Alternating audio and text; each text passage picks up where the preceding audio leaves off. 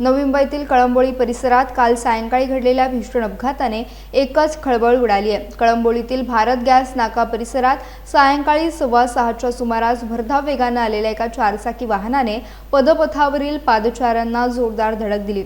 या अपघातात 4 जण जखमी झाले असून त्यामध्ये लहान मुलांचाही समावेश असल्याची माहिती समोर आली आहे। धडक इतकी जबरदस्त होती की वाहनावरील नियंत्रण सुटून संबंधित कार पदपथ ओलांडत थेट रस्त्यालगतच्या एका दुकानात घुसली। या घटनेनंतर परिसरात काही काळ गोंधळाचे आणि तणावाचे वातावरण निर्माण झाले होते। स्थानिक नागरिकांनी तात्काळ मदतीसाठी धाव घेत जखमींना बाहेर काढले। प्राथमिक माहितीनुसार कळंबोली येथील सत्यम हॉस्पिटलचे मालक डॉक्टर संजय बारणवाल हे वाहन चालवत होते। अपघातातील सर्व जखमींना तातडीने कामोठे येथे एमजीएम रुग्णालयात उपचारार्थ दाखल करण्यात आले असून त्यापैकी एका व्यक्तीची प्रकृती चिंताजनक असल्याचे सांगितले जाते। घटनेची माहिती मिळताच कळंबोली पोलीस तातडीने घटनास्थळी दाखल झाले। अपघात नेमका कशामुळे झाला, वाहनावरील नियंत्रण कसे सुटले आणि या घटनेमागील कारणे काय आहेत याचा सखोल तपास सध्या सुरू आहे। या अपघातामुळे परिसरात मोठी चर्चा रंगली असून नागरिकांनी रस्ते सुरक्षेबाबत चिंता व्यक्त केली आहे।